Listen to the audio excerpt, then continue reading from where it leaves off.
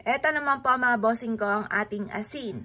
Ang asin mga bossing ko ay isa sa mga subok na nagtataboy ng mga negatibo mga bossing. Marami tayong pwedeng gawin po dito mga bossing ko sa ating asin.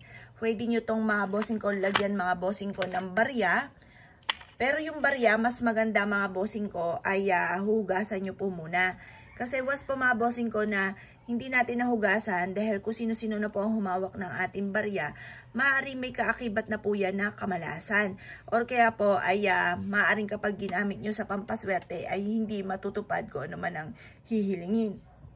Kaya mas maganda, hugasan nyo po muna at ibilad ito sa sinag po ng araw.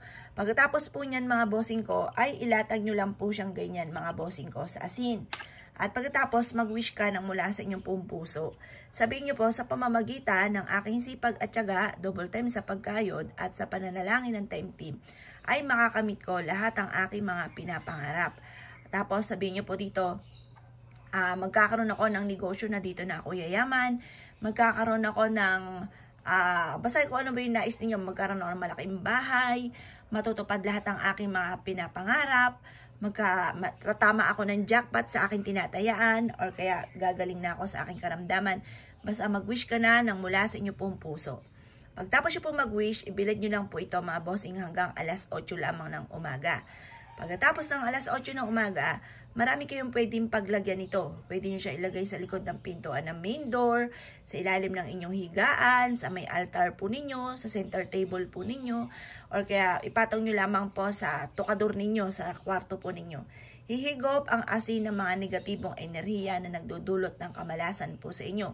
At ang bilog naman ay pabibilisin ang takbo ng magandang kapalaran, at ang silver ay itataboy ang mga kamalasan, at ang perang barya mga bossing ko ay magtatawag ng mga kasamahan po nila mga bossing. Kaya sabi nga po nila, sa loob ng inyong tahanan, maging sa inyo pong bag or wallet, wag na wag ka magpapawala ni singkunduleng sa inyo pong bag, wag yung simot.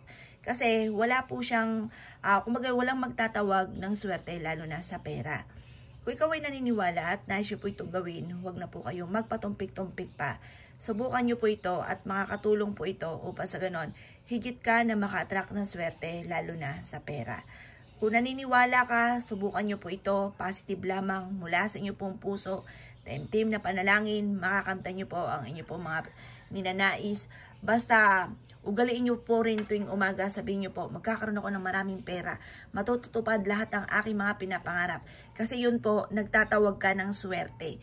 Kumbaga, yun po yung kung ano yung salitain kasi nagaganap po yun eh. Kaya mas maganda sa simula sa umaga, sabihin nyo na kaagad kung ano po yung nais po ninyo. Hayaan nyo po, magugulat ka na lamang yung mga salitain ninyo, magaganap po yan. Kaya kung kayo po naniniwala at nais nyo po itong gawin, ay siya mga bossing, good luck po sa inyo po lahat.